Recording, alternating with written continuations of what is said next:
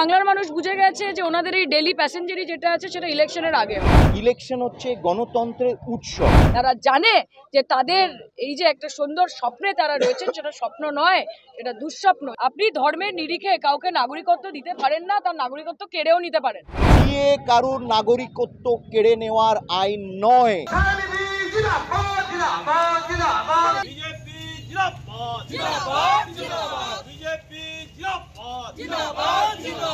বাংলার মানুষ বুঝে গেছে যে ওনাদের এই ডেলি প্যাসেঞ্জারি যেটা আছে সেটা ইলেকশনের আগে হয়, এবং ইলেকশনের পরে মানুষের সুখ দুঃখ তার বিপদ আপদে ভারতীয় জনতা পার্টি এবং প্রধানমন্ত্রীকে ডেফিনেটলি পাওয়া যায় না। কাজে মমতা বন্দ্যোপাধ্যায় মানুষের সঙ্গে ছিলেন, সেটা মানুষ জানেন। প্রধানমন্ত্রী আসুন, এরোপ্লেনে করে আসুন, আমরা তো বলছি যে বাংলা একটা বাড়ি নিয়ে থেকে যান, তাতেও কিছু আসে যাবে না। আপনি ধর্মের নিরিখে কাউকে নাগরিকত্ব দিতে পারেন না, তার নাগরিকত্ব কেড়েও নিতে পারেন না। এটা সম্পূর্ণভাবে ভোট ব্যাংককে বিভাজিত করার জন্য এবং ইলেকশনের 1 মাস আগে এটা করা, মানে পুরো সিস্টেমটাকে নাড়িয়ে দেওয়ার একটা প্রক্রিয়া। বিজেপি যদি এতই কনফিডেন্ট হতো যে আবকি বার 400 পার ওনার হয়েই যাচ্ছে, তাহলে শেষ মুহূর্তে সেই সিএ খেলাটা ওনাদের করতে হতো না। সবার অধিকার আছে প্রচার করার, একসাথে বিভিন্ন প্রান্তে সবাই প্রচার করুক। কেন আমাদের জন্যে, আমাদের অর্থাৎ ভারতীয় জনতা পার্টির জন্যে ইলেকশন হচ্ছে গণতন্ত্রের উৎসব।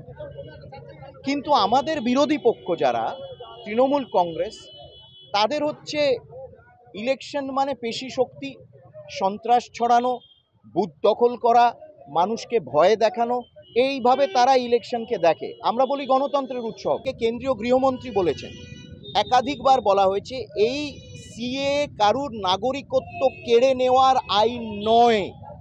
যারা ভারতের নাগরিক তারা সম্পূর্ণভাবে তাদের নাগরিকত্বের অধিকার সব সুরক্ষিত।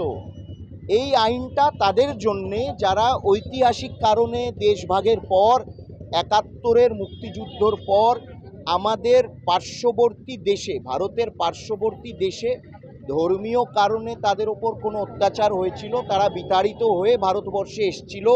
আসার পর তাদের বিভিন্ন কাগজপত্র ঠিকঠাক ছিল না। এই আইন তাদের জন্যে।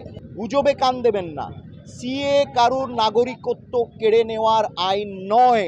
যারা ভারতীয় নাগরিক তারা সুরক্ষিত। যারা এর বিপক্ষে বলছে তারা বিভ্রান্তিকর মন্তব্য, কনফিউশন এবং সন্ত্রাস ছড়ানোর চেষ্টা করছে।